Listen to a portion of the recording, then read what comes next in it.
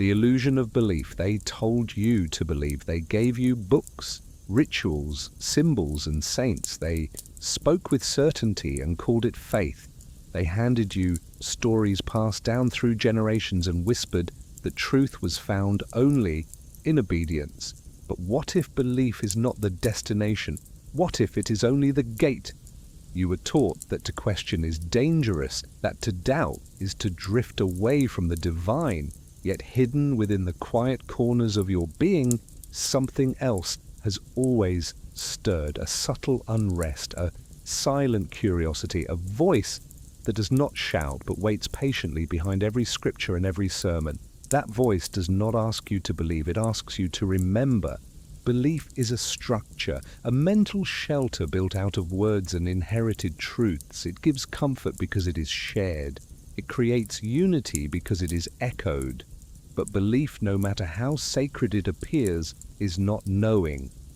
It is a placeholder for experience, a rehearsal of truth without the encounter. People gather around beliefs the way wanderers gather around a campfire. It offers warmth, but it does not reveal the stars. And it is in the stars, in the silent stretches of the unknown, that real truth waits. Ask yourself this. When you believe in something, what exactly are you trusting? Is it the idea itself, or is it the voice that repeated it enough times to become familiar? Belief often asks for loyalty, not insight. It demands agreement, not discovery. It forms identity before experience and builds walls around mysteries that were never meant to be imprisoned. You were never supposed to settle in belief. You were supposed to pass through it. There is a sacred difference between believing in the light and becoming it, between hearing about the divine and meeting it in the depths of your own soul. That difference is not spoken aloud in most temples or churches or books. It cannot be memorized. It cannot be taught. It must be lived, and most of all, it must be earned. Not through obedience, not through blind devotion, but through courageous surrender to what lies beyond belief. You see, belief is safe. Knowing is dangerous. Belief asks nothing of you except allegiance. Knowing burns everything that is not real. It shatters illusions. It erases boundaries. It leaves you naked before the eternal. Those who truly know have often been exiled by those who merely believe. The mystics, the prophets, the heretics, they did not cling to belief. They dissolved into knowing. They became the flame instead of worshipping the candle. So why does the world prefer belief? Because belief is easier to control. Because belief builds tribes. Because belief gives the illusion of certainty. But you, the seeker, you feel it. You know there is something beyond all this, a deeper current beneath the doctrines. A truth that does not speak in commandments or creeds, but pulses in dreams and silence and sudden moments of clarity. You were not born to believe. You were born to remember. And remembrance begins when belief ends.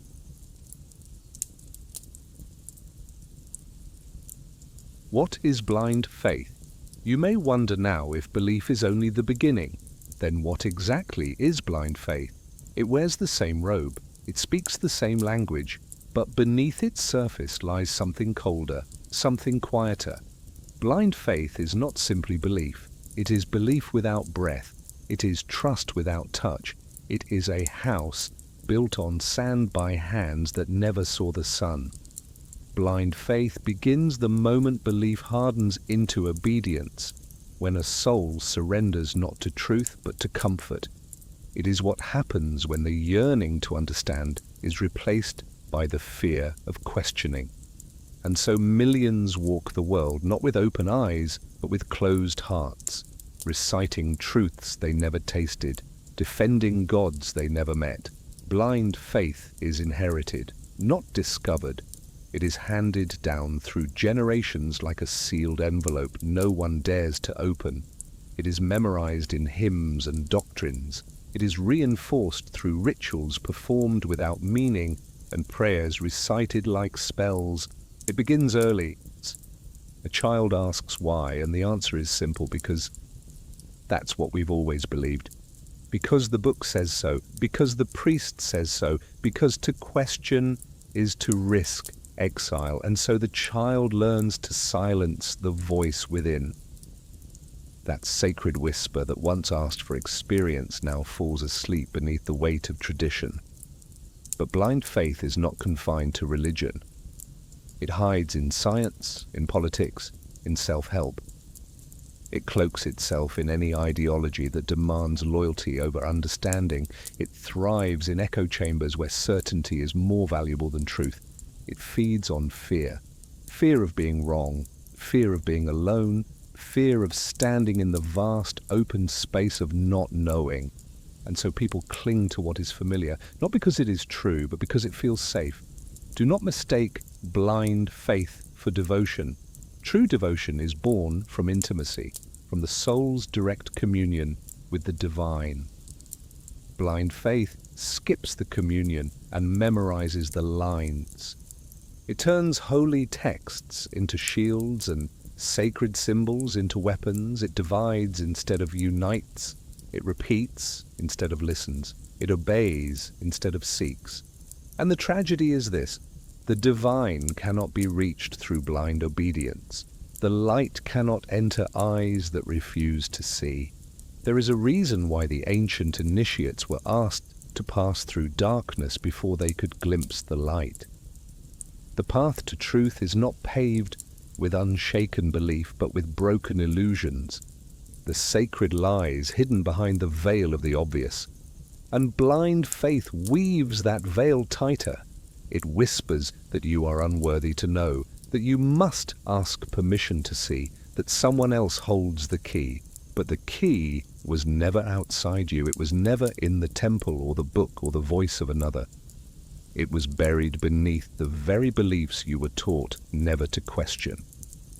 Blind faith is a spell, a beautiful one, a comforting one, but a spell nonetheless. And you are here because something inside you is stirring again, something restless, something ancient.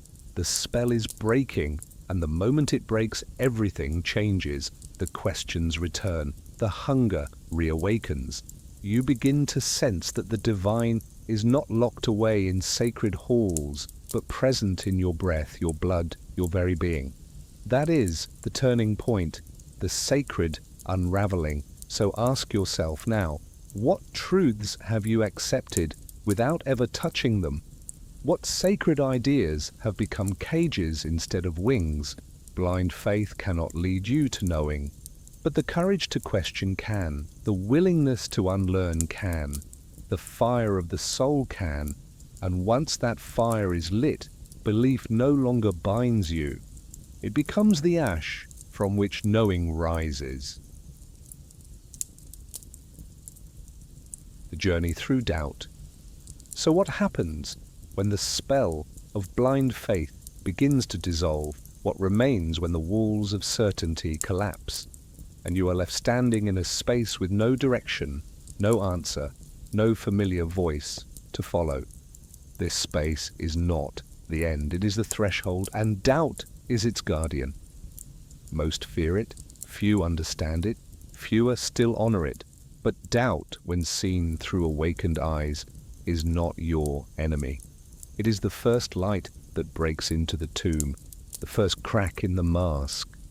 The whisper that says something here is not what it seems. There is a kind of sacred silence that follows the breaking of belief. A trembling pause, a stillness where the old no longer satisfies, but the new has not yet arrived. This is where many turn back.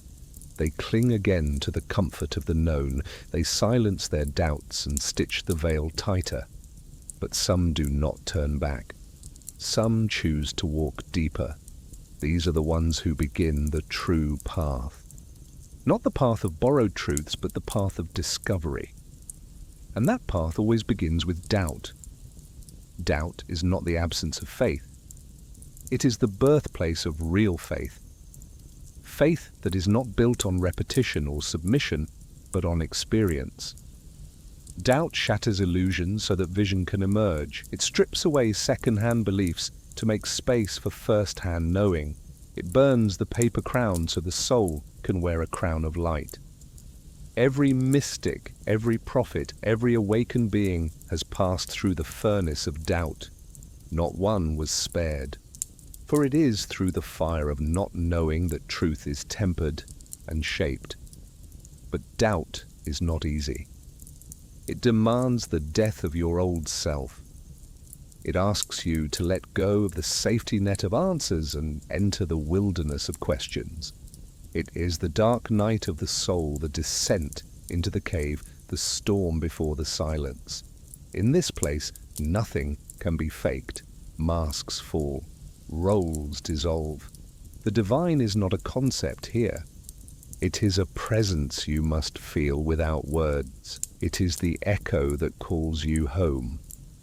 And yet even in this darkness something luminous remains, a fragile thread, a subtle knowing that though you are lost, you are not alone.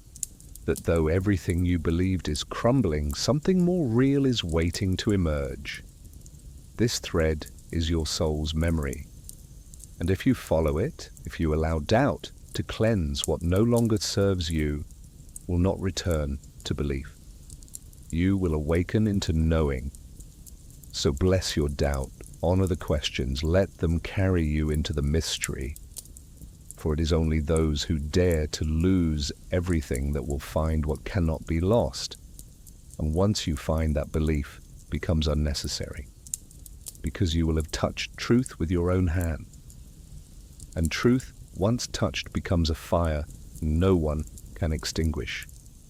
Part from darkness to Gnosis. If doubt is the beginning of the unraveling, then Gnosis is what waits in the silence that follows. Not a belief, not a theory, not a borrowed idea, but a knowing that arises from deep within.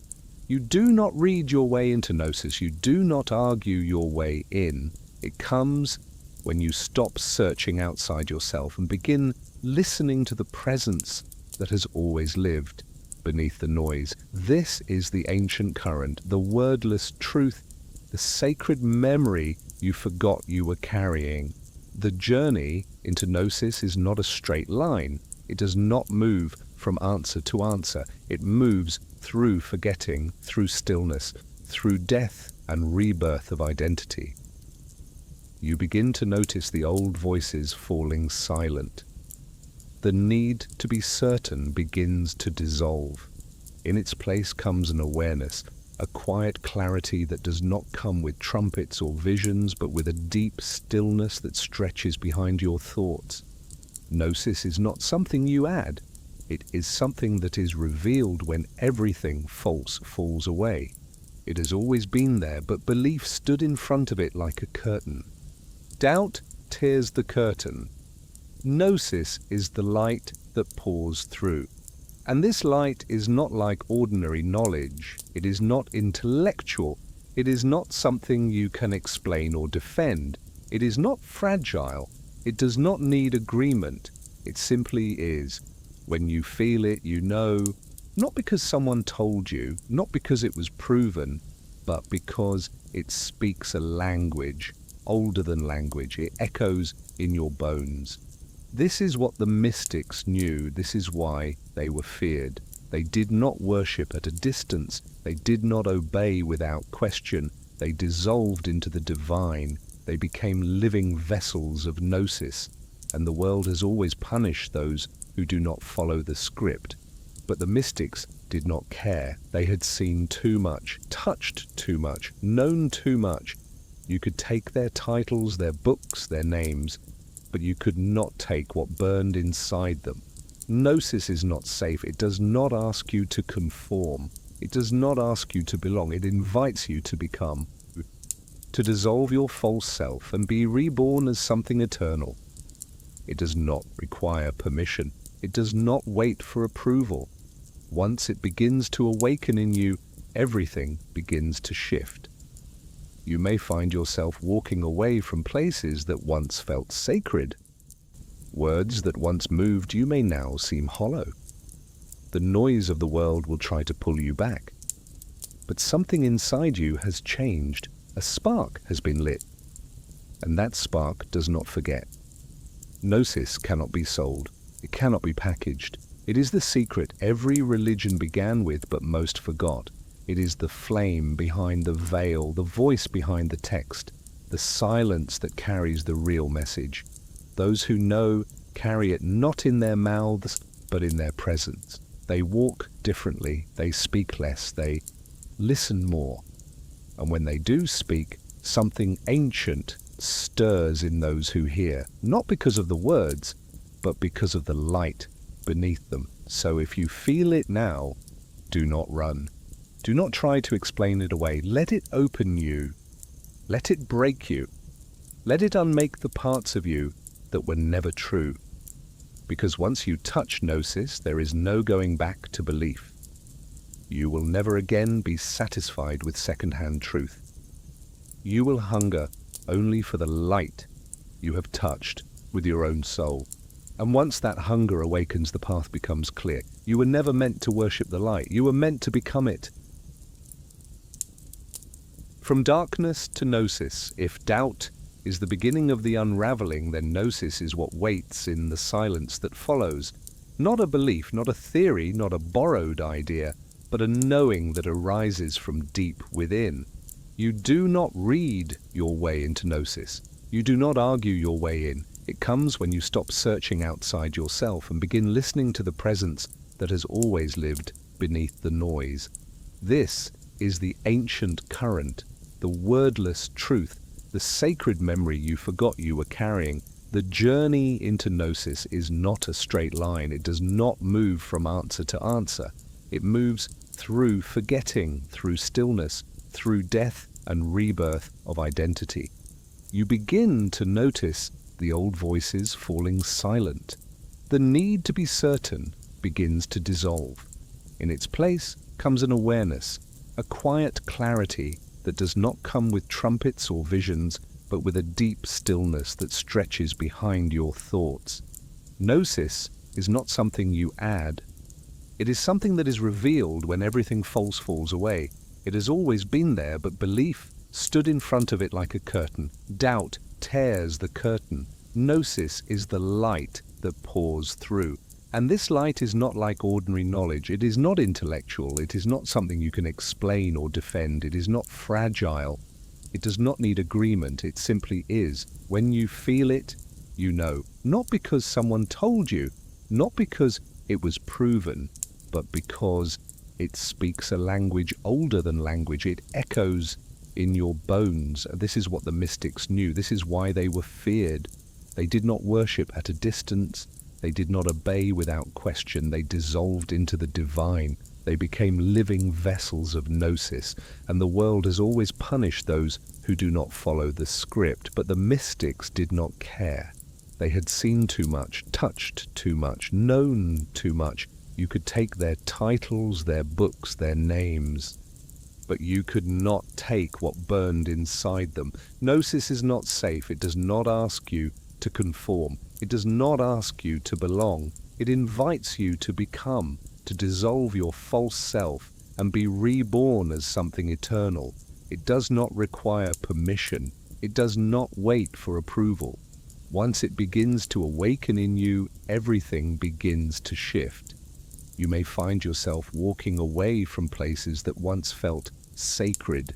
Words that once moved you may now seem hollow. The noise of the world will try to pull you back, but something inside you has changed. A spark has been lit, and that spark does not forget. Gnosis cannot be sold. It cannot be packaged. It is the secret every religion began with, but most forgot. It is the flame behind the veil, the voice behind the text, the silence that carries the real message. Those who know carry it not in their mouths, but in their presence. They walk differently. They speak less. They listen more. And when they do speak, something ancient stirs in those who hear. Not because of the words, but because of the light beneath them. So if you feel it now, do not run. Do not try to explain it away. Let it open you. Let it break you. Let it unmake the parts of you that were never true. Because once you touch Gnosis, there is no going back to belief. You will never again be satisfied with second-hand truth. You will hunger only for the light you have touched with your own soul. And once that hunger awakens, the path becomes clear. You were never meant to worship the light. You were meant to become it. Signs you are moving from belief to knowing.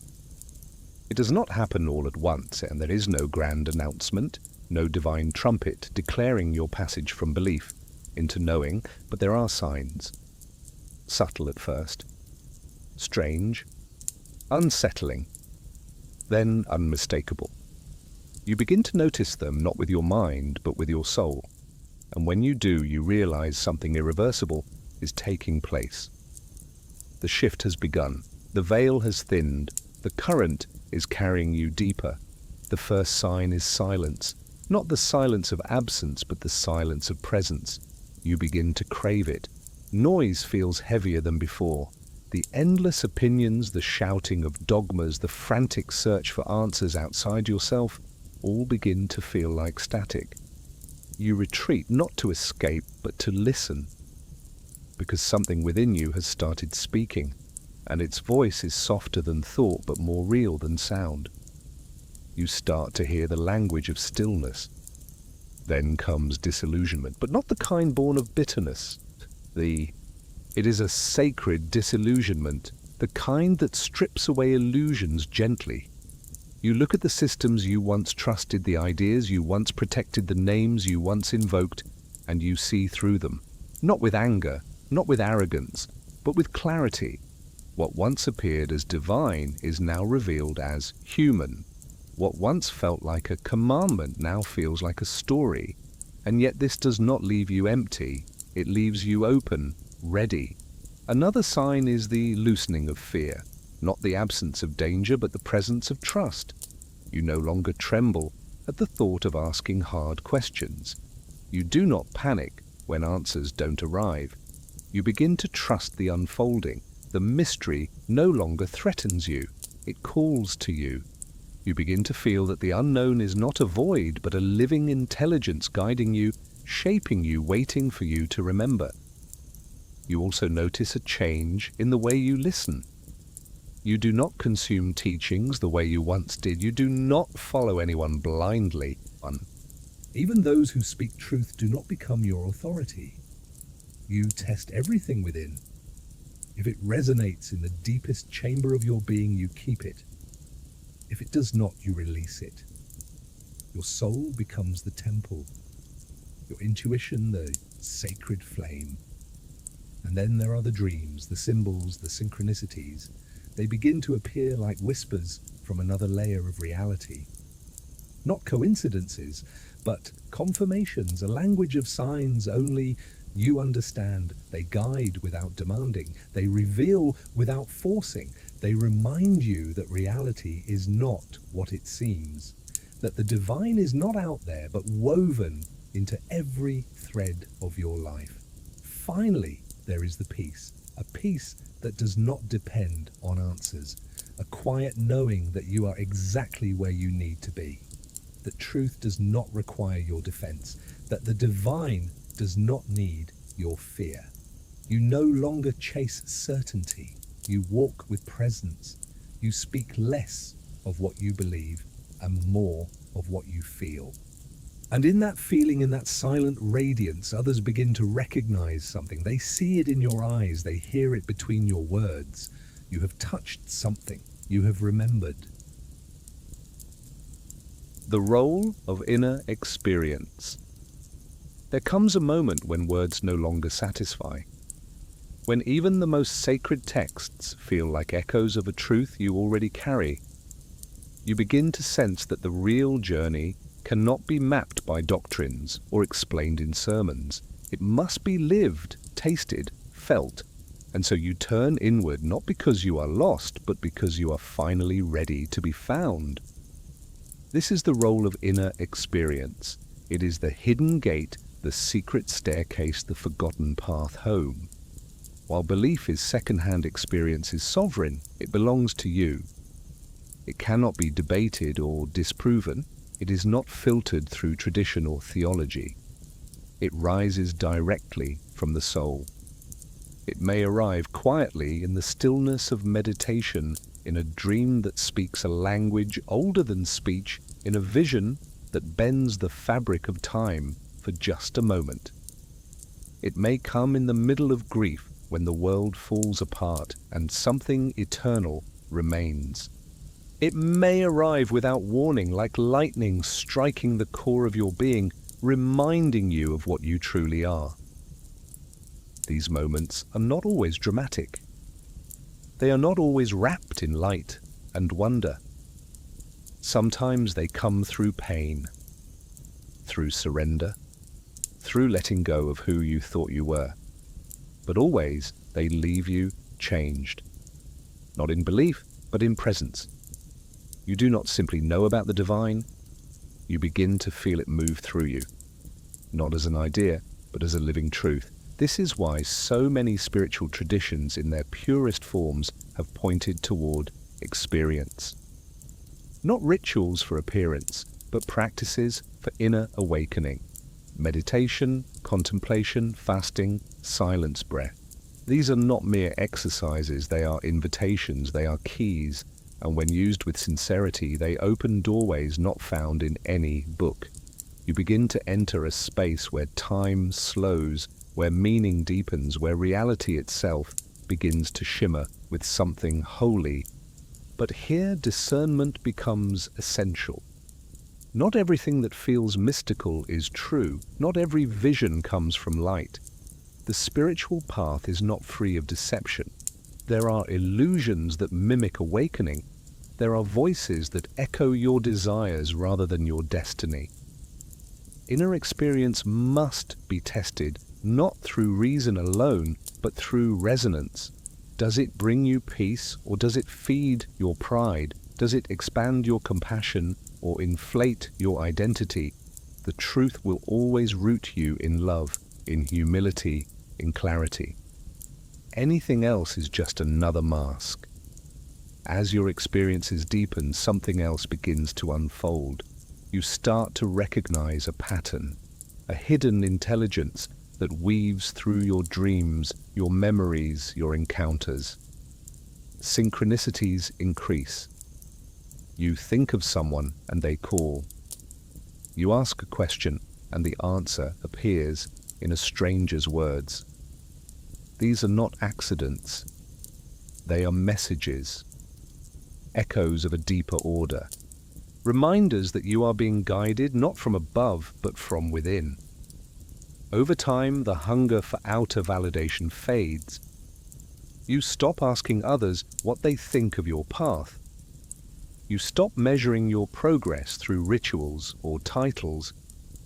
Instead, you begin to listen to a different compass, one that vibrates in your chest, one that knows the difference between truth and imitation without needing proof.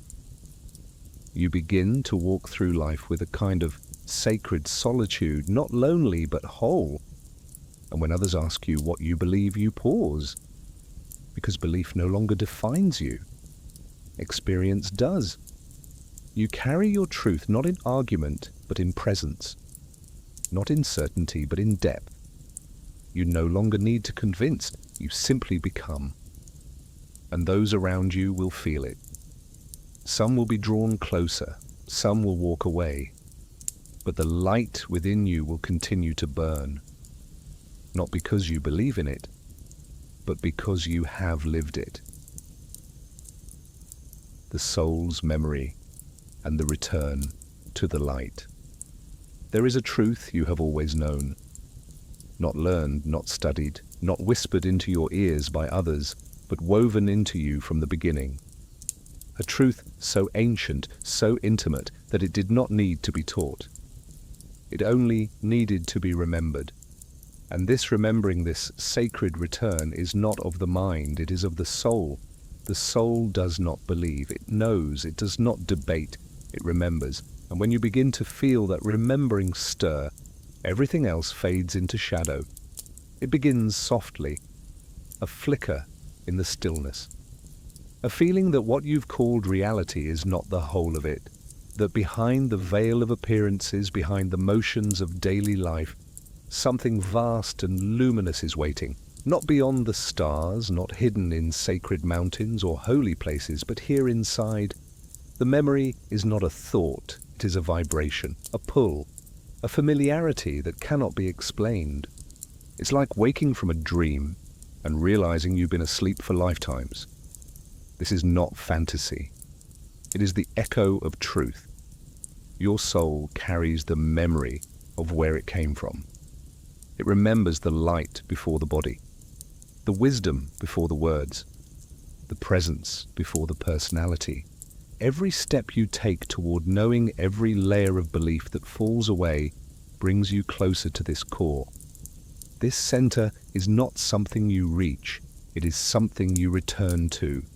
The soul's memory cannot be triggered by study or repetition. It is not stored in the mind's vaults. It lives in your energy, your breath, your silence, and it awakens when you stop trying to become something and simply allow yourself to be. It reveals itself when the ego rests, when the masks fall, when you no longer need to prove your worth or defend your identity. In that moment, what you thought was yourself dissolves, and what remains is light, pure, timeless, whole. Many have spoken of this return. Mystics across all ages and cultures have described the same sensation. Luminous presence beyond duality. A love so complete it needs no opposite. A home that is not a place but a state of being. And they all agree on one thing. It cannot be earned. It can only be remembered. It was never far. It was always you. As this remembrance deepens, your perception begins to shift. You see patterns where there used to be chaos. You sense meaning in what once seemed random. You recognize others not by their name or title, but by the frequency they carry. You begin to feel that life is not happening to you, it is unfolding through you. And more than that, you begin to trust it. Even the pain, even the loss, even the silence, they are all part of the remembering. This is what it means to return to the light. Not to escape the world, but to see it clearly. To move through it without forgetting who you are. To bring that ancient knowing into your daily breath. It is not a grand event. It is not reserved for saints or sages. It is quiet. It is humble. It happens in moments, washing dishes, sitting under the moon, looking into the eyes of a stranger and remembering a face from beyond time. And in these moments you will not feel like you've discovered something new. You will feel like you've come home. The ache that has followed you, that nameless longing that never left, will begin to soften. Because what you were longing for was never outside you. It was never lost. It was only waiting. Waiting for you to stop searching and start remembering. Pitfalls on the path. The return to light is not without shadows. The path from belief to knowing is sacred, but it is not immune to danger. With each layer you shed, with each truth you claim from within, a new temptation can arise. These are not the old traps of dogma and doctrine. These are subtler, quieter, dressed in the language of awakening. They do not come to stop your journey. They come to slow it, to confuse it, to feed the part of you that still wants control. The first pitfall is spiritual pride. Once you begin to awaken, once you touch what others only speak about, the ego returns with a new costume. It says you are enlightened now, you are different, you see what others cannot. And slowly, without noticing, you begin to identify with your awakening. You begin to measure yourself against others. You may speak of humility, but somewhere inside a voice whispers that you are ahead, that you have arrived, but truth has no finish line.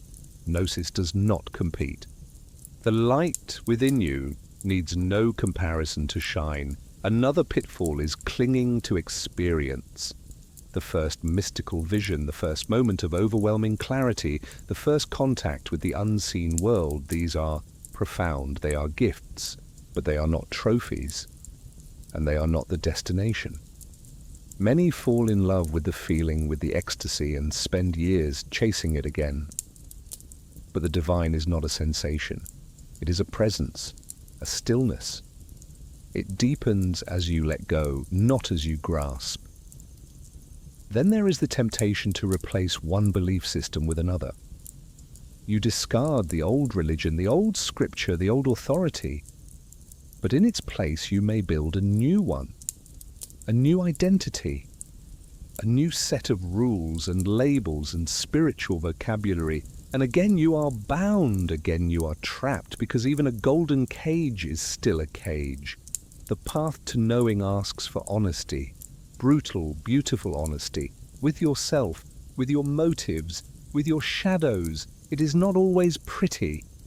It does not always feel good, but it is always real.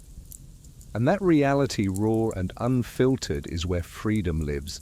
The light does not demand perfection. It asks for truth, even when that truth is uncomfortable, even when it humbles you. So walk carefully, not in fear but in awareness. Let each step be guided not by appearance but by resonance. And when the path grows dark, remember this: your soul knows the way. Just listen. The freedom of true knowing. Something remarkable happens when you stop needing to believe. A new silence emerges, not empty but full, not passive but powerful. You begin to walk differently. You speak less, but your presence speaks more. You are no longer driven to prove or explain. You do not argue with shadows. You carry something deeper now, a knowing that is not loud but immovable. This is the freedom that belief could never offer, the freedom of true knowing. Knowing does not bind you, it liberates. It does not demand rituals or permission. It does not depend on agreement or tradition. It simply lives inside you like a still flame. It cannot be shaken by rejection or loss. It cannot be inflated by praise. You become untouchable, not in pride, but in peace. The world may swirl around you, but the center holds, because you are no longer searching, you are remembering. This kind of freedom is subtle. It doesn't scream for attention. It doesn't wear robes or claim titles. It moves like wind. It watches without judgment. It speaks only when needed, and when it speaks, the words carry a different weight. They don't seek to convince. They awaken. They stir something ancient in others, not because they are clever, but because they are true. You no longer follow signs. You become the sign, not in arrogance, but in alignment. Your life itself becomes a message. Your stillness becomes a mirror. People may not understand you, some may walk away, but those who are ready will feel it. They will be drawn not to your personality, but to your light, because something in them remembers the same light, the same knowing. You also begin to trust in ways that feel strange to the mind. You let go of timelines, you stop chasing, you listen more than you plan. You allow life to unfold without force. Not because you are passive, but because you are finally aligned with the intelligence that moves all things. You are no longer fighting the river. You have become the river. And in that flow, in that quiet and luminous trust, you find what belief could never give. The freedom to be what you truly are. The freedom to move through this world as light wearing a name. The freedom to know without needing to prove. The freedom to walk as one who remembers. Final invitation. So now you stand at the edge, not of a cliff, but of a remembering. Not of an ending, but a return. You have walked through belief. You have questioned, doubted, dissolved, and touched the quiet center where truth lives without needing to explain itself. You are not the same. Something has shifted, something has been stirred awake, and though you may not yet fully understand it, you can feel it. that ancient current moving beneath your skin, that familiar silence calling you by a name older than language. This is the invitation, not from me, not from any voice outside you. It comes from the light itself, not the light spoken of in stories, but the one that speaks without words, the one that waits behind your breath. It does not ask for belief. It does not want worship. It does not need praise. It only asks that you remember, that you return, that you become again what you have always been. You are not a follower. You are not a student. You are not even a seeker anymore. You are the spark, the witness, the presence, the flame. You were never meant to kneel before the mystery. You were meant to become it, to live it, to let it speak through your eyes and move through your hands and radiate from your being so quietly that those who encounter you begin to awaken without knowing why. Let the old stories fall away. Let the borrowed names dissolve. Let the fear that kept you small become the ash that feeds the fire. And in that fire walk forward, not with certainty but with knowing, not with belief but with remembrance. You do not need to convince anyone. You do not need to fit in. You only need to carry the light that has always been yours. You have not arrived, you have returned. You have not become someone new.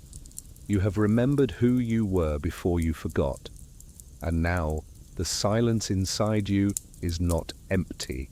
It is full, full of knowing, full of peace, full of the light you no longer chase, because it has always been within you. The journey is not over. It never was. But now you walk it with open eyes, and the divine no longer hides. It walks with you. It breathes through you, because now you no longer believe. Now you know.